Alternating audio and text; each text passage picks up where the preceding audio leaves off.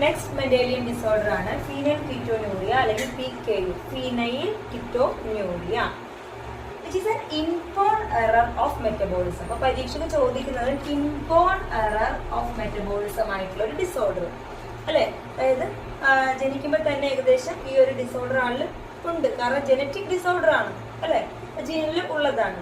ഇനി എന്താണ് ഈ ഡിസോർഡർ എന്ന് നോക്കാം. സാധാരണയായി നമ്മുടെ ശരീരത്തിൽ ഒരുപാട് രാസപ്രവർത്തനങ്ങൾ നടക്കുന്നുണ്ട്, മെറ്റബോളിസം നടക്കുന്നു അല്ലെ, മെറ്റബോളിക് ആക്ടിവിറ്റീസ് നടക്കുന്നു.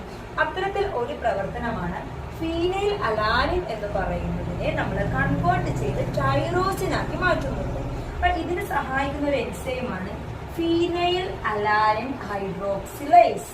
Phenyl alanine hydroxylase. അപ്പൊ ഈ എൻസൈം ഉണ്ടെങ്കിൽ മാത്രമേ ഫീനൈൽ അലാനിനെ നമുക്ക് ടൈറോസിനാക്കി മാറ്റാൻ പറ്റുകയുള്ളൂ. എന്നാൽ ചില ആളുകളിൽ എന്ത് സംഭവിക്കുന്നു, ഈ ജീന് പ്രവർത്തിക്കുക അല്ലെങ്കിൽ മ്യൂട്ടേഷൻ മൂലം എന്ത് സംഭവിക്കുന്നു, ഇത് അവിടെ ഉൽപാദനം നടക്കാതെ വരുന്നു. അപ്പൊ എന്ത് സംഭവിക്കാം, ഫീനൈൽ അലാനിനെ ടൈറോസിനാക്കി മാറ്റാൻ പറ്റുന്നില്ല. പിന്നെയോ അത് വേറെ രൂപത്തിലേക്ക് മാറ്റുന്നത് phenyl pyruvic acid. Phenyl pyruvic acid എന്ന് പറയുന്നത് ശരീരത്തിൽ അടിഞ്ഞു കൂടുന്നു. അപ്പോൾ ഈ ഉൽപാദനം അവിടെ നടക്കാതെ വരികയും വേറൊരു പ്രൊഡക്ഷനിലേക്ക് മാറുകയും ചെയ്യുന്നു. അപ്പൊ ഇതിന്റെ സൈഡ് എഫക്ട് എന്ന് പറയുന്നത് നമ്മുടെ സെൽസിലെല്ലാം അടിഞ്ഞു കൂടുന്നു. അപ്പൊ കിഡ്നിയിൽ ഇത് അബ്സോർപ്ഷൻ ഒന്നും നടക്കാതെയാകുന്നു. യൂറിനിലൂടെ എന്ത് ചെയ്യുന്നു, പുറത്തേക്ക് കളയുകയാണ്. അപ്പൊ യൂറിന്റെ ഒക്കെ നിറം, കീറ്റോൺ ബോഡീസ് ഒക്കെ കൂടുന്നു, യൂറിന്റെ നിറത്തിലെ വ്യത്യാസം സംഭവിക്കുന്നു.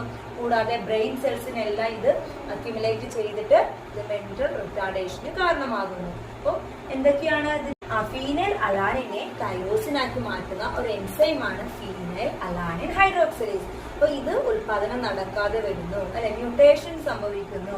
അല്ലെങ്കിൽ ഫീനൈൽ ഹൈഡ്രോക്സിലേസ് എന്ന് പറയുന്നത് അവിടെ ആ എൻസൈം, ആ പ്രോട്ടീനെ ഉണ്ടാക്കുന്നില്ല, ആ ജീന് അവിടെ ഉണ്ടാകുന്നില്ല. അതിന്റെ ഫലമായിട്ട് as A result phenyl pyruvic acid is accumulated അല്ലെ. ബ്രെയിൻ സെൽസിൽ ഇത് മെന്റൽ റിട്ടാർഡേഷന് കാരണമാകും.